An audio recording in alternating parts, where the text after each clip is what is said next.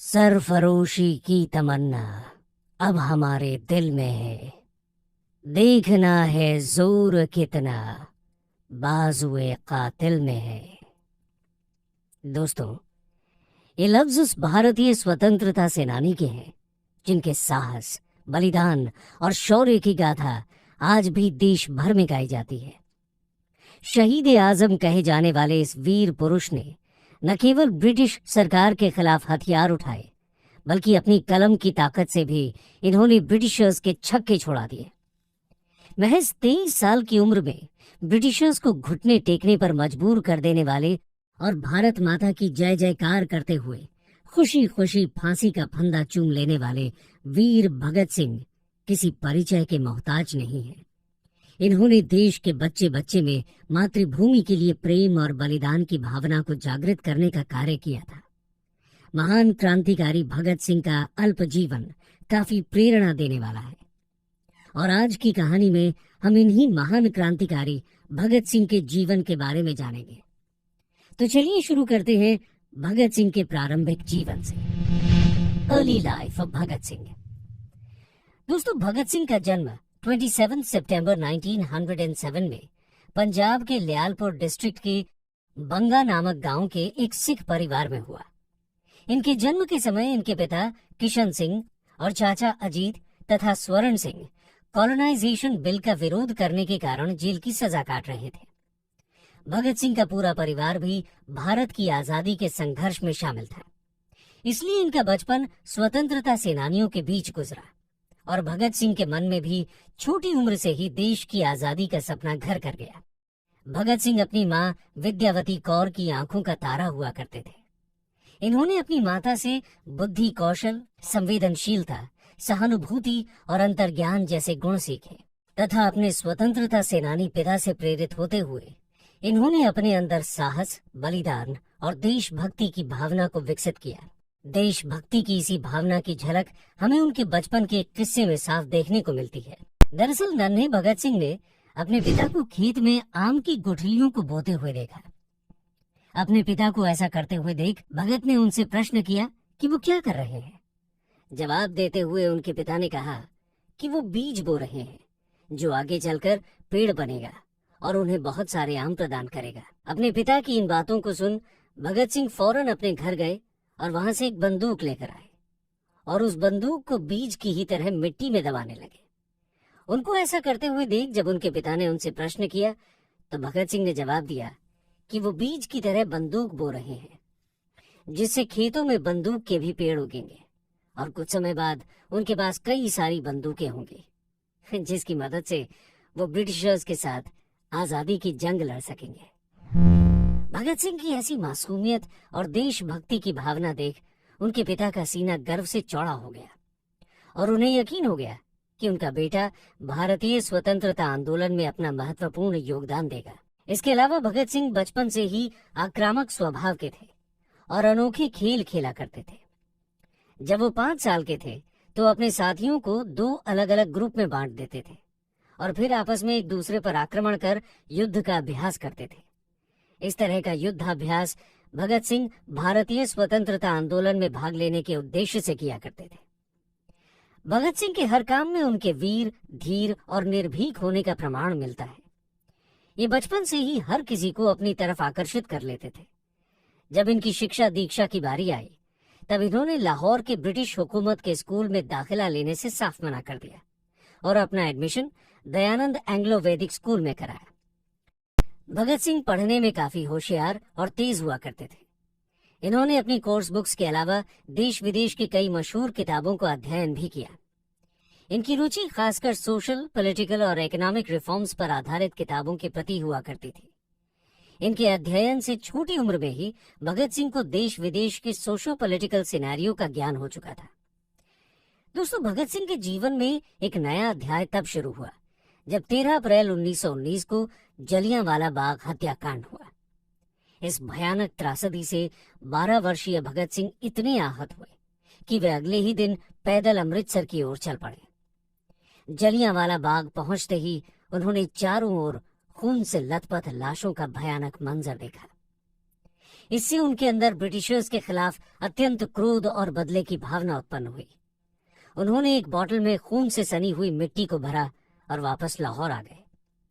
यहाँ आने के बाद उन्होंने ब्रिटिशर्स को भारत से मार भगाने का प्रण लिया। वहीं शुरू के दिनों में भगत सिंह महात्मा गांधी के एक बड़े प्रशंसक के रूप में जाने जाते थे। उन्हें ये पूर्ण विश्वास था कि गांधी जी अपने अथक प्रयासों से देश को आजाद करवा लेंगे। इसलिए जब महात्मा गांधी ने नॉन कोऑपरेशन मूवमेंट लॉन्च किया तो सभी देशवासियों की तरह भगत सिंह ने भी इस आंदोलन में बढ़ चढ़कर हिस्सा लिया। भगत सिंह खुलेआम अंग्रेजों को ललकारा करते थे और गांधी जी के कहने पर ब्रिटिश सरकार द्वारा छापी गई किताबों को जलाया करते थे। देश भर में नॉन कोऑपरेशन मूवमेंट को फुल सपोर्ट मिल रहा था और सबको ये आशा थी कि जल्द ही ब्रिटिशर्स भारत छोड़कर चले जाएंगे। परंतु जब चौरी चौरा कांड के कारण महात्मा गांधी ने इस आंदोलन को वापस ले लिया, तब भगत सिंह इस फैसले से काफी निराश हुए और इसी के बाद उन्होंने क्रांतिकारी मार्ग चुना। उन्हें इस बात का एहसास हो चुका था कि नॉन वायलेंस या पीसफुल टैक्टिक से भारत कभी भी स्वतंत्र नहीं हो सकता। और यहीं से शुरू होती है भगत सिंह के साहस और बलिदान की कहानी। तो आइए अब एक नजर उनकी क्रांतिकारी गतिविधियों पर भी डाल लेते हैं। Revolutionary activities of Bhagat Singh. दोस्तों, अपने कॉलेज के दिनों में ही भगत सिंह की मुलाकात सुखदेव, भगवती चरण समेत अन्य कई क्रांतिकारियों से हुई और इनकी सबसे गहरी दोस्ती सुखदेव के साथ हुई। उस समय आजादी की लड़ाई अपने चरम सीमा पर थी। आपको बता दें कि ये वो दौर था जब अंग्रेज शासकों का भारतीयों के खिलाफ अत्याचार बढ़ रहा था। ये सब देखकर भगत सिंह ने अपनी पढ़ाई छोड़ दी और खुद को स्वतंत्रता संग्राम में पूरी तरह समर्पित कर दिया। इसी दौरान इनके घर पर इनकी शादी की बातें भी शुरू होने लगी थी, परंतु भगत सिंह ने शादी के प्रस्ताव को ये कहते हुए ठुकरा दिया, यदि मैं भारत की आजादी से पहले विवाह करूंगा तो मौत ही मेरी दुल्हन होगी। शहीद आजम के इस फैसले से उनके माता पिता काफी आहत हुए, परंतु वे भगत सिंह के देश प्रेम के आगे बेबस थे। ये फैसला लेने के बाद भगत सिंह कानपुर की ओर चल पड़े। देश की आजादी के लिए भगत सिंह सभी युवाओं को जागरूक करना चाहते थे, लेकिन हर युवा तक ये संदेश पहुंचाने के लिए उन्हें किसी माध्यम की जरूरत थी। इसके लिए भगत सिंह ने ईयर 1926 के अराउंड लाहौर में कीर्ति किसान पार्टी ज्वाइन कर ली और इसी पार्टी द्वारा प्रकाशित मैगजीन कीर्ति के लिए काम करने लगे। शुरुआत में भगत सिंह ने ब्रिटिशर्स के खिलाफ आक्रामक लेख लिखे और पैम्फलेट छपवाए और ज्यादा से ज्यादा लोगों को ब्रिटिशर्स के खिलाफ बगावत करने के लिए इकट्ठा करना शुरू किया। इसी दौरान भगत सिंह ने खुद की एक पार्टी का भी गठन किया। इसका नाम उन्होंने नौजवान भारत सभा रखा। इस पार्टी का उद्देश्य था वर्कर्स और युवा किसानों को इकट्ठा कर ब्रिटिशर्स के खिलाफ जंग छेड़ना। भगत सिंह का ऐसा करना ब्रिटिशर्स को रास नहीं आ रहा था और 1927 में ब्रिटिश पुलिस ने उन्हें हिरासत में ले लिया। कोर्ट में इनकी पेशी की गई और 60,000 रुपए देकर भगत सिंह के पिता ने उनकी जमानत कराई, परंतु इसके बावजूद भगत सिंह ने ब्रिटिशर्स के विरुद्ध आक्रामक लेख लिखने बंद नहीं किए। इसके बाद 1927 में काकोरी कांड को अंजाम देने वाले हिंदुस्तान रिपब्लिकन एसोसिएशन के कुछ क्रांतिकारियों को ब्रिटिशर्स द्वारा सजा सुनाई गई, जिसके तहत रामप्रसाद बिस्मिल समेत 4 लोगों को फांसी और 16 लोगों को आजीवन कारावास की सजा दी गई। इस पूरी घटना के बाद हिंदुस्तान रिपब्लिकन एसोसिएशन की नींव डगमगा गई। ऐसे में जरूरत थी फिर से इस पार्टी का नवनिर्माण करने की। इसी संदर्भ में भगत सिंह ने हिंदुस्तान रिपब्लिकन एसोसिएशन के प्रमुख चंद्रशेखर आजाद से मुलाकात की और दोनों ने मिलकर नौजवान भारत सभा और हिंदुस्तान रिपब्लिकन एसोसिएशन को मर्ज करने की योजना बनाई। इसी के तहत सितंबर 1928 में दिल्ली के फिरोज शाह कोटला मैदान में एक सीक्रेट मीटिंग की गई और दोनों पार्टीज का विलय कर दिया गया और इस नई पार्टी का नाम बड़े ही विचार विमर्श के बाद Hindustan socialist Republican association HSRA रखा गया। इसी दौरान साइमन कमीशन का भारत में आगमन हुआ और पूरे देश में इसका विरोध किया गया। लाहौर में ऐसे ही एक विरोध प्रदर्शन को लाला लाजपत राय लीड कर रहे थे। ये लोग साइमन गो बैक के नारे लगाते हुए आगे बढ़ ही रहे थे कि पुलिस ने लाठीचार्ज शुरू कर दिया। इस दौरान लाला लाजपत राय के सर पर लाठी पड़ने से वो गंभीर रूप से घायल हुए और हॉस्पिटल में उन्होंने ये कहते हुए दम तोड़ा कि उनकी मृत्यु ही ब्रिटिशर्स के ताबूत पर आखिरी कील साबित होगी। अपने गुरु लाला लाजपत राय और अन्य पार्टी मेंबर्स की मृत्यु के कारण भगत सिंह का गुस्सा 7वें आसमान पर था और वो किसी भी तरह ब्रिटिशर्स से बदला लेना चाहते थे। इसके लिए उन्होंने चंद्रशेखर आजाद, राजगुरु और कुछ अन्य क्रांतिकारियों के साथ जेम्स स्कॉट की हत्या करने की एक गुप्त योजना बनाई। बता दें कि जेम्स स्कॉट ने ही प्रदर्शनकारियों पर लाठीचार्ज का आदेश दिया था। योजना के मुताबिक जेम्स स्कॉट जिस पुलिस थाने में तैनात था, उसके पास ही भगत सिंह और उनके साथी छुप गए और स्कॉट के थाने से बाहर निकलने का इंतजार करने लगे। और जैसे ही उन्होंने एक पुलिसमैन को थाने से बाहर आते हुए देखा, उन्होंने उस पर गोलियों की बरसात कर दी और वहां से भाग खड़े हुए। परंतु इस पूरे हत्याकांड में एक बहुत बड़ी गलती हो गई थी। दरअसल उनके साथ जयगोपाल स्कॉट की सही पहचान नहीं कर पाए और उन्होंने स्कॉट की जगह लाहौर के deputy superintendent of police James Saunders की हत्या कर दी। सॉन्डर्स की हत्या की खबर पूरे भारत में आग की तरह फैल चुकी थी, जिसके बाद ब्रिटिश सरकार ने भगत सिंह और उनके साथियों को ढूंढने के लिए चारों तरफ जाल बिछा दिया था। हर जगह की पुलिस केवल उन्हें ही ढूंढने में जुट चुकी थी और ये भगत सिंह और उनके साथियों के लिए सबसे बड़ी समस्या थी। इसके लिए भी एक योजना बनाई गई। भगत सिंह ने खुद को बचाने के लिए अपने बाल और दाढ़ी कटवा दी। एक सिख होते हुए भी ऐसा करना भगत सिंह के असीम देश प्रेम को दर्शाता है। इसके बाद भगत सिंह और राजगुरु ने स्वतंत्रता सेनानी दुर्गा भाभी से मदद मांगी। भगत सिंह एक जेंटलमैन के रूप में अंग्रेजी पोशाक और हैट लगाकर तैयार हुए। दुर्गा भाभी उनकी पत्नी बनी तथा राजगुरु एक नौकर के रूप में रेडी हुए। ये तीनों अपना भेष बदलकर लाहौर स्टेशन से कलकत्ता की ओर रवाना हुए। 1 साल तक ब्रिटिश पुलिस सरदार भगत सिंह को अरेस्ट करने में नाकामयाब रहती है, पर फिर 1929 में भगत सिंह अरेस्ट हो जाते हैं और ये गिरफ्तारी भी ब्रिटिश पुलिस की कोई सफलता नहीं होती। भगत सिंह ने तो खुद ही अपने को अरेस्ट करा लिया था। हुआ यह था कि 1929 में सेंट्रल असेंबली में 2 बिल्स पास किए जा रहे थे, ट्रेड डिस्प्यूट्स बिल और public safety bill. Trade disputes bill जहां वर्कर्स के राइट्स के अगेंस्ट था, वहीं पब्लिक सेफ्टी बिल इंडिया में सोशलिस्ट और कम्युनिस्ट की एक्टिविटीज पर लगाम लगाने के लिए लाया जा रहा था। इंडियन नेशनलिस्ट लीडर्स के विरोध के बाद भी ब्रिटिश गवर्नमेंट इन बिल्स को पास करने जा रही थी और इसीलिए भगत सिंह ने चंद्रशेखर आजाद, राजगुरु, बटुकेश्वर दत्त और सुखदेव के साथ मिलकर दिल्ली सेंट्रल असेंबली में बॉम्ब ब्लास्ट करने की योजना बनाई।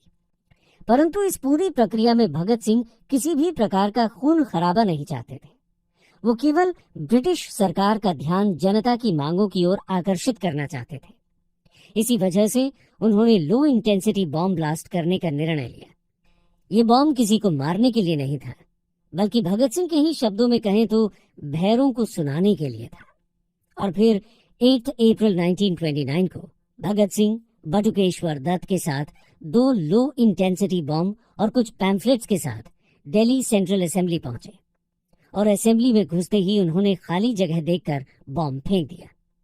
बॉम्ब काफी जोरों से फटा और पूरा असेंबली हॉल धुएं से भर गया। इसके बाद भगत सिंह ने अपने पैम्फलेट्स को हवा में उड़ा दिया, जिस पर साफ साफ और मोटे मोटे अक्षरों में लिखा हुआ था, बहरों को सुनाने के लिए धमाका जरूरी है। बता दें कि इस पूरी घटना में किसी को भी कोई क्षति नहीं पहुंची थी। हाँ, धमाका काफी तेज हुआ था, जिससे अंग्रेजों के होश उड़ गए थे। दोस्तों, अगर भगत सिंह चाहते तो धुएं का फायदा उठाकर भाग सकते थे, परंतु उन्होंने ऐसा नहीं किया, बल्कि जोर जोर से पूरे असेंबली हॉल में इंकलाब जिंदाबाद का नारा लगाना शुरू कर दिया। भगत सिंह और उनके साथी वहां से भागने की कोशिश नहीं करते, बल्कि खुद को अरेस्ट करा लेते हैं। ये उनके प्लान का हिस्सा था। वो चाहते थे कि कोर्ट में ट्रायल्स की मदद से वो अपनी आइडियोलॉजी को सभी तक पहुंचा सके। अरेस्ट करने के बाद ब्रिटिश गवर्नमेंट भगत सिंह के अगेंस्ट 2 केस चलाती है, असेंबली बॉम्ब केस और Lahore conspiracy case. Lahore conspiracy case Saunders के मर्डर के लिए था। आइए अब जानते हैं कि गिरफ्तारी के बाद वीर भगत सिंह के साथ क्या क्या हुआ। Last moments of Bhagat Singh. दोस्तों, भगत सिंह ने जेल में भी अंग्रेजों के खिलाफ संघर्ष जारी रखा। उन्होंने जेल में अंग्रेजी कैदियों और भारतीय कैदियों के बीच होने वाले भेदभाव और उनके साथ हो रहे बुरे व्यवहार के खिलाफ आवाज उठाई। इसके साथ ही उन्होंने जेल में पॉलिटिकल प्रिजनर्स के लिए उचित सुविधाएं देने की मांग की थी। इसके लिए भगत सिंह और उनके साथियों ने जेल में 64 दिन की भूख हड़ताल कर दी। इस हड़ताल से अंग्रेजी अफसर घबराने लगे, क्योंकि इतने लंबे समय तक जल और अन्न का त्याग करते हुए भी भगत सिंह का जोश, उत्साह और देश प्रेम बरकरार था। भगत सिंह जेल में रहकर भी आजाद था। उन्होंने अपनी तमाम क्रांतिकारी गतिविधियों से जेल में रहते हुए भी ब्रिटिश पुलिस के नाक में दम कर रखा था। उन्होंने जेल के अंदर कैदियों को एकजुट कर आंदोलन तो किया ही, साथ ही जेल के बाहर अपने साथी युवाओं को जागृत करने के लिए लेख भी लिखे। इन लेखों के माध्यम से वे युवाओं को भारतीय स्वतंत्रता संग्राम में हिस्सा लेने के लिए प्रेरित करते थे। जेल में रहकर भगत सिंह ने दोबारा किताबें पढ़ना भी शुरू किया और 2 साल में उन्होंने कम से कम 300 किताबें पढ़ डाली। इस बीच 7 अक्टूबर 1930 को सॉन्डर्स मर्डर केस के तहत भगत सिंह, सुखदेव तथा राजगुरु को फांसी की सजा सुनाई गई और 24 मार्च 1931 को इन्हें फांसी देने का निर्णय लिया गया।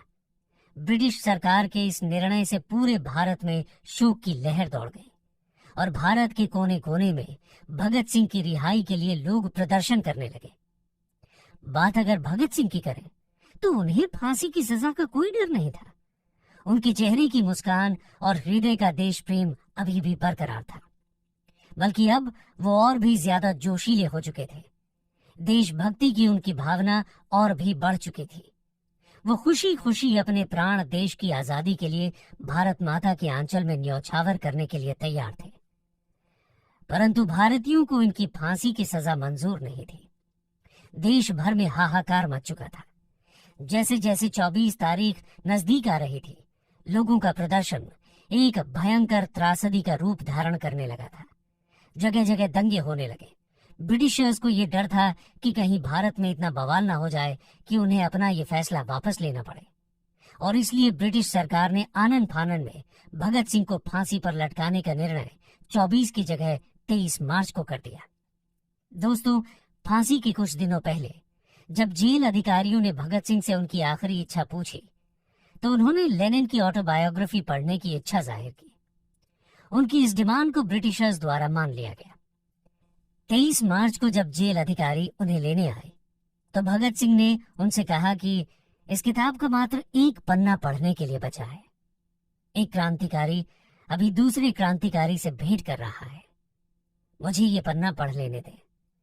किताब पूरी कर लेने के बाद भगत सिंह जेल अधिकारियों के साथ खुशी खुशी अपनी मौत को गले लगाने चल पड़े। फांसी के तख्त पर चढ़ने के बाद भगत सिंह ने अपने हाथ पर रस्सी बांधने और चेहरे को काले कपड़े से ढकने से साफ मना कर दिया। ब्रिटिशर्स ने इनके हाथों को तो नहीं बांधा, परंतु उनके सिर को कानून के नियमानुसार ढक दिया। उसके बाद भगत सिंह ने इंकलाब जिंदाबाद का जय घोष करते हुए शाम 7:33 पर अपने साथियों राजगुरु और सुखदेव के साथ फांसी के फंदे को खुशी खुशी चूम लिया।